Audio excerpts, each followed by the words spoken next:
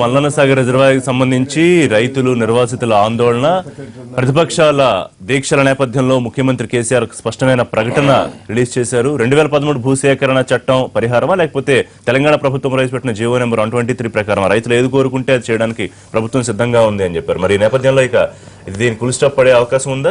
మరోవైపు ఆంధ్రప్రదేశ్ నవ్యాంధ్ర రాజధాని నిర్మాణానికి సంబంధించి అమరావతిలో తొలి అడుగు ప్లాట్లు ఎవరైతే భూములు ఇచ్చారో రైతులకు వాళ్ళకి ప్లాట్ల కేటాయింపులను ముఖ్యమంత్రి లాటరీ పద్ధతి ద్వారా ప్రారంభించారు. అయితే ప్రతిపక్షాలు అభివృద్ధిని అడ్డుకుంటున్నాయని మరోసారి ముఖ్యమంత్రి వ్యాఖ్యానించారు. ఇటు వైసీపీ కాంగ్రెస్ లో ఆ రాజధాని సెంటిమెంట్ వెనకాల 1,00,000 కోట్ల కుంభకోణం అవినీతి ఉందని చెప్పి మరోసారి విమర్శించారు. దీనికి సంబంధించి వాళ్ళ లైవ్ షోలో మనం మాట్లాడదాం. మనతో పాటు జాయిన్ అవుతున్నారు లైవ్ షోలో మల్లు రవి గారు, మాజీ ఎంపీ, తెలంగాణ కాంగ్రెస్ సీనియర్ నాయకులు, దేవిప్రసాద్ గారు, టీఆర్ఎస్ సీనియర్ నేత, రుద్రరాజ్ పద్మరాజు గారు, మాజీ మండలి chief whip, Andhra Pradesh Telugu Desam party ముఖ్య నేత. మరోవైపు లైవ్ లో స్టూడియో 2 నుంచి నాకు జాయిన్ అవుతున్నారు విష్ణువర్ధన్ రెడ్డి గారు, ఆంధ్రప్రదేశ్ బీజేపీ ముఖ్య నేత. నమస్కారం విష్ణు గారు. రవి గారు, రైతులు ఏ విధంగా కోరుకుంటే అలానే పరిహారం ముఖ్యమంత్రి చెప్పడంతో ఇక ఈ వివాదానికి, ఈ సమస్యకు ఫుల్ స్టాప్ పడిందా? అంటే ముఖ్యమంత్రి గారు సమయానుకూలంగా ఒక స్టేట్మెంట్ ఇచ్చి దీన్ని ఉధృతం కాకుండా ఉండాలని చూసేటటువంటి రాజకీయ ఎత్తుగడ ఉందిగా తప్ప వాస్తవంగా దాన్ని ఇంప్లిమెంట్ చేసేటటువంటి కార్యక్రమం ఉంటే 6 నెలల నుంచి ఈ రకంగా చేసేవారు కాదు. ఇప్పుడు చేసిందని కూడా వారు 2013 చట్టాన్ని సరిగా అమలు చేస్తారా లేదా చూడాల్సిన అవసరం ఉంది. ఎందుకంటే ఆ చట్టం ప్రకారం 3 సంవత్సరాల మార్కెట్ రేట్ని చూసి దానికి యావరేజ్గా ఒక రేట్ని ఫిక్స్ చేసి దాని తర్వాత 3 రెట్లు 4 రెట్లు రేటు కట్టి ఇచ్చేటటువంటి ఇది ఉంది. దాని ప్రకారం అక్కడ ఇప్పుడు వీళ్ళు చెప్తున్నటువంటి 1, 2, 3 ప్రకారం వాళ్ళు ఇప్పుడు ఇచ్చేది 6.5 లక్షలు ఇస్తున్నారు అనుకుంటా. 6.5 లక్షలు ఇప్పుడు ఇంకా 7 కూడా ఇస్తారని చెప్పారు. ఈ 7 లక్షలు అంటే మరి ఇంకా తర్వాత ఆ 7 లక్షలు తీసుకోవడం లేకపోతే ఆ 2013 ద్వారా వచ్చేటటువంటి డబ్బు తీసుకోవాలంటే ఏది తీసుకుంటారు? దేంట్లో ఎక్కువ వస్తుంది?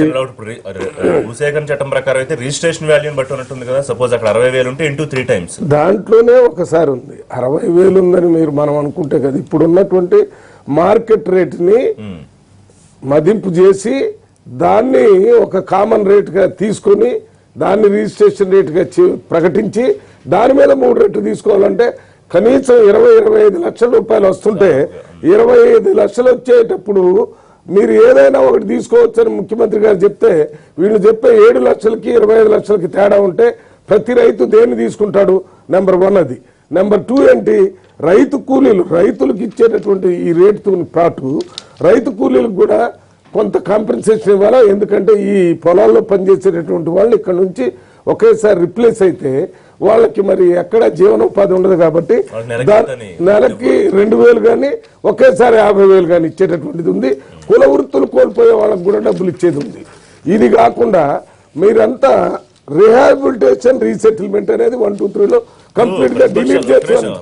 ఈ ఒక్క మాట చెప్పండి.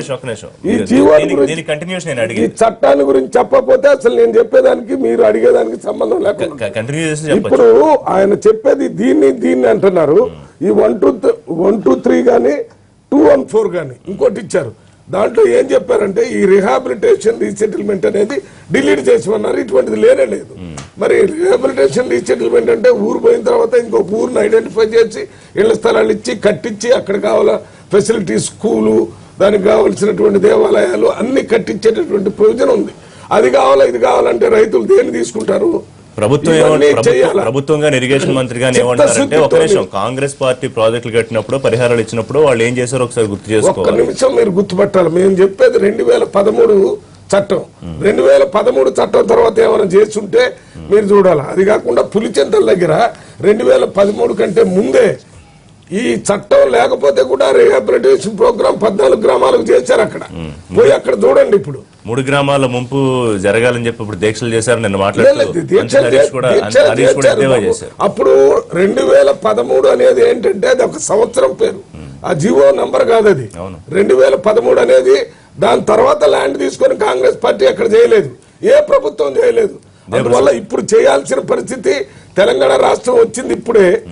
ఇప్పుడు ఆ 2013 ఇంప్లిమెంట్ చేయండి, దాన్ని అడాప్ట్ కూడా చేసుకున్నారు. ఈ చట్టాన్ని కేంద్ర ప్రభుత్వం రాష్ట్ర ప్రభుత్వాలు రెండు కూడా దీన్ని అడాప్ట్ చేసుకోవాలి. ఇది కంకరెంట్ సబ్జెక్ట్, అంటే అక్కడ ఉంటది ఇక్కడ ఉంటది. ఇక్కడ చేసుకొని వాళ్ళ ప్రజలేదో ఈ ఉద్యమాన్ని ఆఫ్ చేయడానికి స్టేట్మెంట్ ఇచ్చినట్టు కాకుండా ఉద్యమం చేయాలా, సమస్య పరిష్కారం కావాలా? అది సమస్య పరిష్కారం కాకుండా ఉద్యమాలు కొనసాగాలని అంతకంటే చెప్పేది ఏముండదు. మిమ్మల్ని అడుగుతారు ఇప్పుడే, మీరు మొత్తం ఉద్యమాన్ని ఏం చేస్తున్నారు, ఇప్పుడు దాన్ని ఎట్లా ఆపుతారా అని చెప్పండి. మీ స్టేట్మెంట్తో చిత్తశుద్ధితో మేము ఇప్పుడు చెప్పినట్టుగా 20-25 లక్షలు అక్కడ ఇచ్చేదే కాకుండా రైతు కూలీలకి కుల వృత్తుల వారికి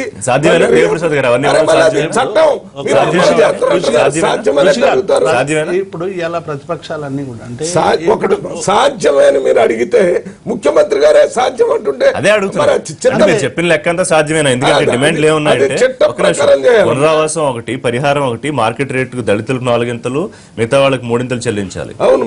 అవన్నీ సాధ్యమేనా అని అడుగుతున్నారు. కాంగ్రెస్ పార్టీ పెట్టినటువంటి డిమాండ్లు కానీ లేకపోతే ఇతర ప్రతిపక్షాలు అదే ఒక్క నిమిషం ఆగండి రవి గారు. ఇవన్నీ డిమాండ్లతో సంబంధం లేకుండా చట్టంలో ఉన్నటువంటి ప్రతి అంశాన్ని కూడా ఇవాళ మొన్న వారం రోజుల క్రితమే హరీష్ రావు గారు చాలా స్పష్టంగా చెప్పారు. రైతులలో ఏ రైతుకైనా, మేము చాలా సందర్భాలు చెప్తాం, ఏ రైతైనా గ్రామం విడిచిపోవాలన్నా, తన భూములు ఇవ్వాలన్నా, అవి నువ్వు ₹1 కోటి ఇచ్చినా ఆయనకు సంతృప్తి ఉండదు. ఎందుకంటే ఒక ఊరిని విడిచిపోవడం అనేటువంటిది, ఆ బాధ అనేటువంటిది, ఆ గ్రామం నుంచి సంబంధం తెంచుకోవడం అనేటువంటిది అది మామూలు అంశంగా ఉండదు. నువ్వు ₹1 కోటి ఇచ్చినా, 2 కోట్లు ఇచ్చినా సరే, కంపెన్సేషన్ విషయంలో మీరు పక్కకు పెట్టినా ఆ గ్రామం నుంచి పోవడం అనేటువంటిది ఒక బాధాకరమైనటువంటి. కానీ విశాల ప్రయోజనాల కోసం దేశవ్యాప్తంగా కానీ అన్ని రాష్ట్రాల్లో కానీ ఎక్కడైనా కొన్ని ప్రాంతాలకి నీటి సౌకర్యాలు కలుగజేయాలంటే కొంతమంది త్యాగం చేయాల్సినటువంటి స్థితి తప్పదు.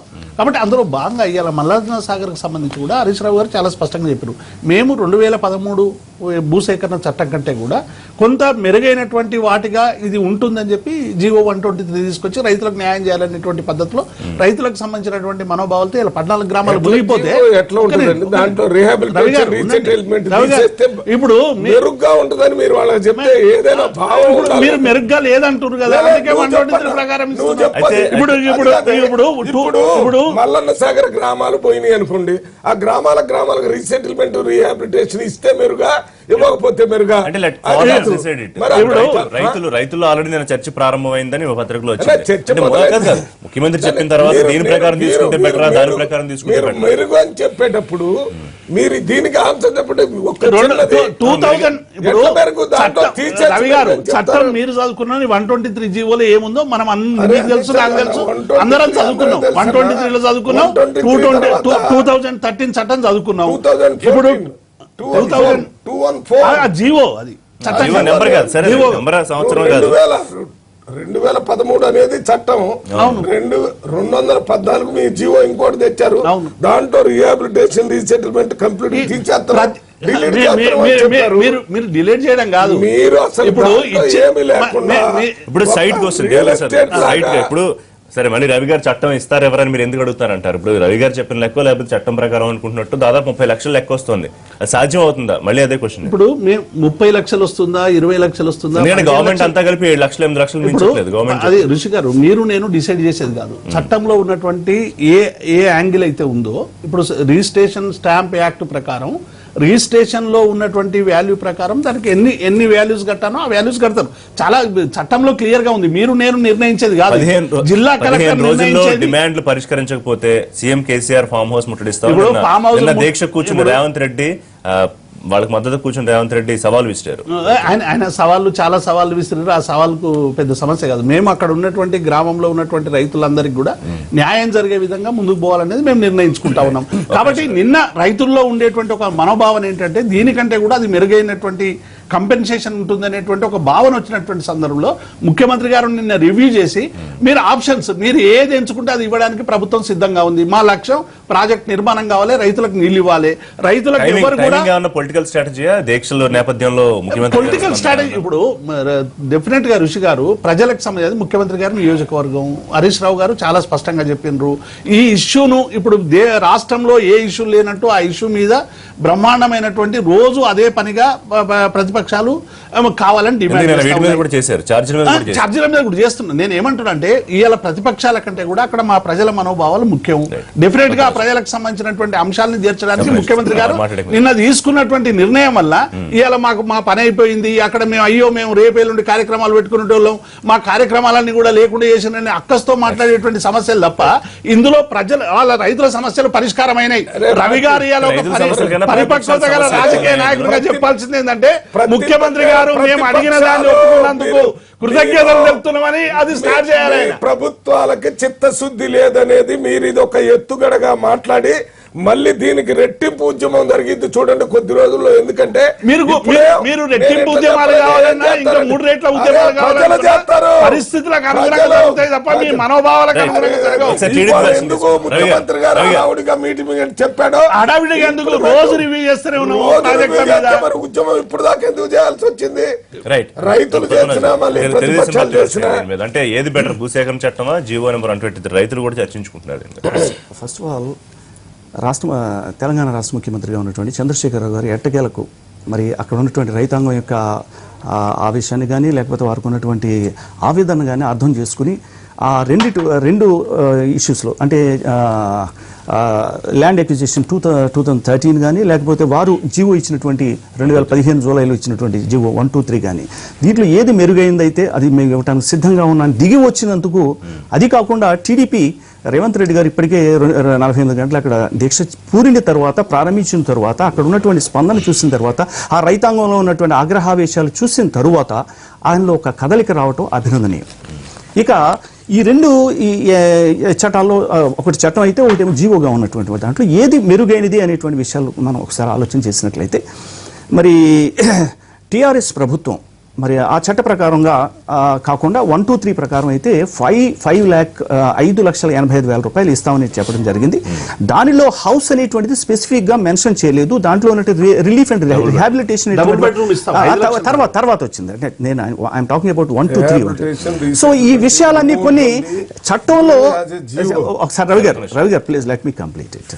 అంటే ఆ 123లో ఎన్ని స్పెసిఫికేషన్స్ లేకపోయినా వాళ్ళు ఒక విధమైనటువంటి అనుమానాలకి రేకెత్తించడానికి కారణం అని చెప్పి తర్వాత మీరు మార్చుకోవచ్చు లేకపోతే రెక్టిఫై చేసుకోవచ్చు, అది వేరే సంగతి. ఏది ఏమైనప్పటికీ కూడా అసలు చట్టంలో ఏముందనేటువంటిది అసలు జనాలకు చాలా మందికి అక్కడ ఉన్నటువంటి రైతాంగానికి కూడా కొంత యాంబిగ్యూటీ ఉంది. దాంట్లో చట్టంలో ఏముంది అసలు అక్కడ ఉన్నటువంటి స్థానికంగా ఆ భూమి రేటుకి 3 రెట్లు ఇవ్వాలి, అది ఎస్సీ ఎస్టీలకి అయితే 4 రెట్లు ఇవ్వాలనేటువంటివి ఉంది. అక్కడ చూసినట్లయితే ప్రస్తుతం ఉన్నటువంటి మార్కెట్ ప్రైస్ కనుక చూసినట్లయితే 10 లక్షల రూపాయల వరకు ఉంది. అది వాళ్ళ కాంపెన్సేషన్ ఇవ్వడం అనేటువంటిది మొదలు పెడితే 30 లక్షల రూపాయలు ఇవ్వాల్సినటువంటి ఆవశ్యకత ఉంది. ఇక్కడ అది ఎస్సీలకి అయితే 40 లక్షల రూపాయలు ఇవ్వాల్సిన ఆవశ్యకత ఉంది. అదే విధంగా వారికి హౌసింగ్ ఇవ్వాలి, అటు రిహాబిలేషన్ ఇవ్వాలి. రవి గారు చెప్పినట్టుగా అక్కడ స్థానికంగా ఉన్నటువంటి రైతాంగానికి కూడా ఒక ప్రత్యేకమైనటువంటి వారికి ఒక ట్రైనింగ్ సెంటర్ కానీ ఇప్పుడు మీకు ఈ మధ్య కాలంలో మీరు చూసి ఆంధ్రప్రదేశ్లో ఉన్నటువంటి అమరావతికి సంబంధించి ల్యాండ్ పూలింగ్ సంబంధించి చేసినటువంటి అక్కడ రైతులు కానీ కౌలుదారులకి రైతులు కానీ వాళ్ళకి అనేకమైనటువంటి సేఫ్ గార్డ్స్ ఇచ్చారండి చట్టంలో. వాళ్ళందరికీ కూడా ఇటువంటి ప్రాజెక్టు నిర్మాణం జరిగినప్పుడు అక్కడ ఉన్నటువంటి స్థానభ్రంశం చేసినటువంటి అక్కడ రైతులకు కానీ రైతు కూలీలు కానీ లేకపోతే కౌలుదారులు అందరికీ కూడా వారికి ఒక విధమైనటువంటి రక్షణ కల్పించినటువంటి ఈ చట్టంలో పొందుపరిచినటువంటి వాటిని మర్చిపోయి ఒక లంసముగా ఏదో ఒక అమౌంట్ ఇవ్వాలనేటువంటి ప్రయత్నం చేసిన దాంట్లో బూమ్ ర్యాంగ్ అయింది అనేటువంటిది నా అభిప్రాయం. ఒంటేరు ప్రతాప్ రెడ్డి ఆయన ఫోన్ లైన్ లో ఉన్నారు, తెలంగాణ తెలుగుదేశం ముఖ్య నేత. రైట్ ప్రతాప్ రెడ్డి గారు, సో దీక్ష ఎఫెక్ట్ అయినా ముఖ్యమంత్రి గారి ప్రకటన వచ్చిన తర్వాత రైతుల్లో చర్చ మొదలైంది, ఏ రకమైన బెనిఫిట్ తీసుకుంటే బెటర్ అని. సో దాదాపుగా ఇక ఈ ఉద్యమానికి ఫుల్ స్టాప్ అన్నట్టేనా ఈ వివాదానికి?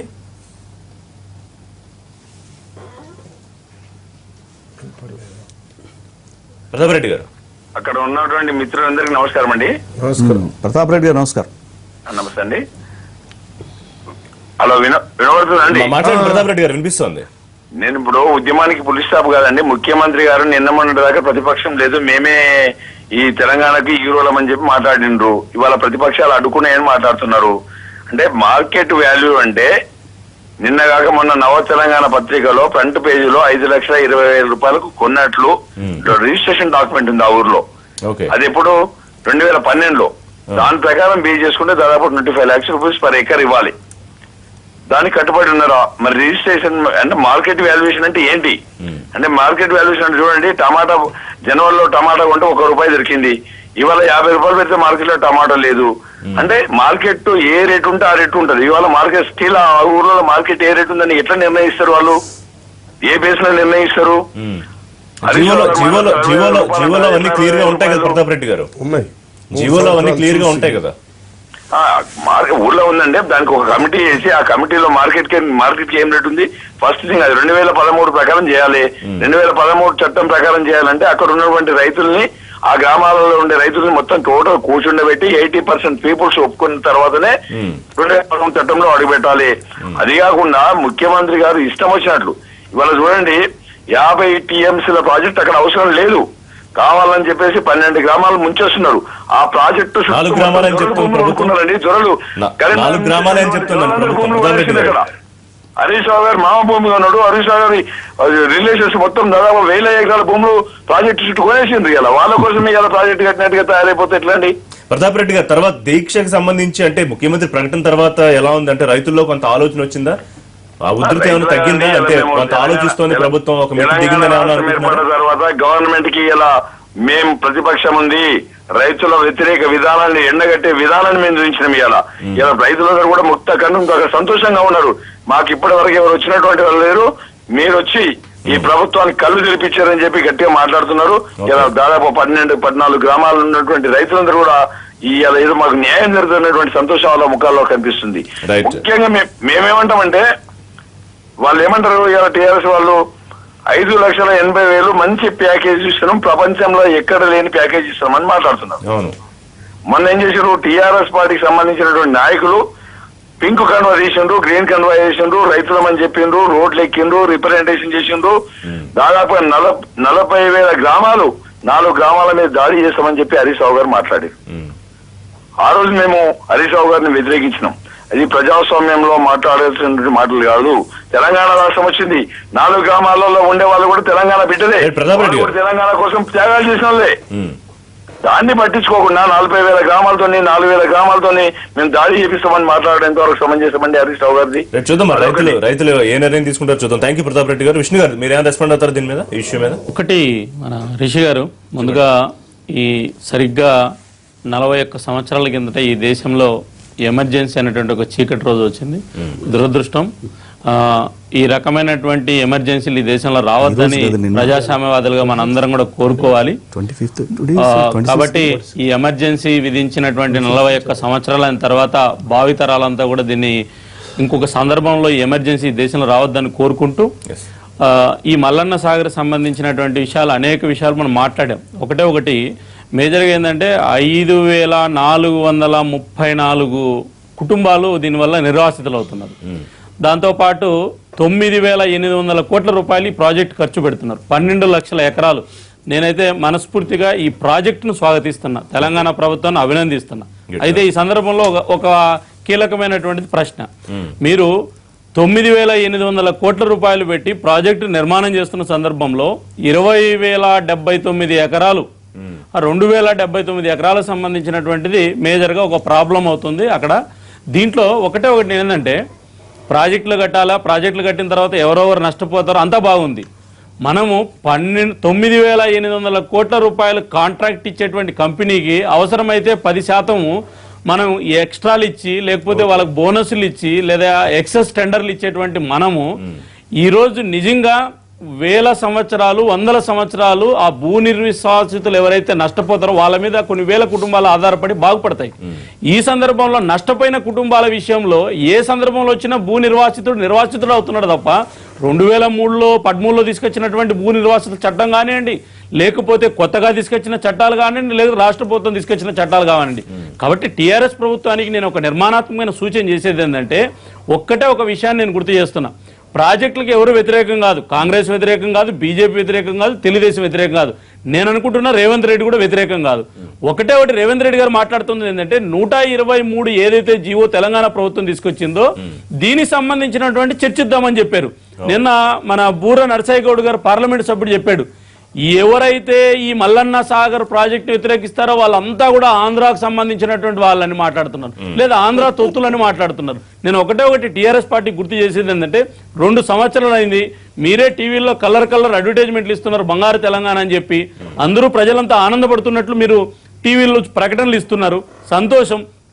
ఈ మల్లన్న సాగర్ కింద ఉన్నటువంటి ఎవరైతే 5,434 మంది భూ నిర్వాసితులు ఉన్నారో వాళ్ళు కూడా బంగారు తెలంగాణలో ఉండాల్సినటువంటి వాళ్ళే. వాళ్ళ ఒక ముఖాల్లో కూడా మీరు బంగారు తెలంగాణను తీసుకురావాల్సిన అవసరం ఉంది.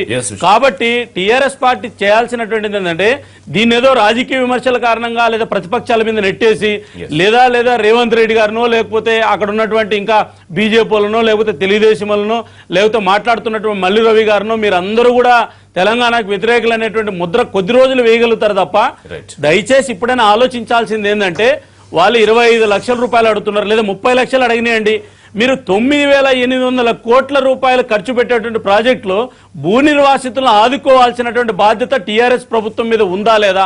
ఉండాల్సినటువంటి ప్రభుత్వం బాధ్యతగా వ్యవహరించకుండా ఈ రోజు టీఆర్ఎస్ పార్టీకి సంబంధించినటువంటి నాయకులందరూ కూడా అసలు ఇంకా బాధాకరం ఏంటంటే ఈ రోజు మన దేవిప్రసాద్ గారిని మనం ఆయన ప్రజానాయకుడు టీఆర్ఎస్ పార్టీ నాయకులుగా గుర్తించాల్సిన అవసరం లేదు.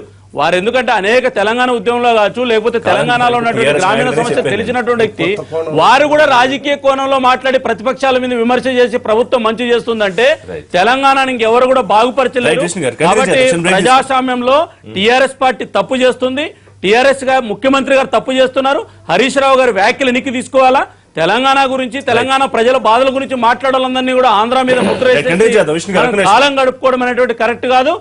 ఈ రోజు మల్లన్న సాగర్ భూ నిర్వాసితులకు న్యాయం చేయాల్సిన బాధ్యత లేకపోతే తెలంగాణ సమాజం గాని తెలంగాణ ప్రజానికం గాని హరీష్ రావు గారు గాని టీఆర్ఎస్ పార్టీ గాని క్షమించదు.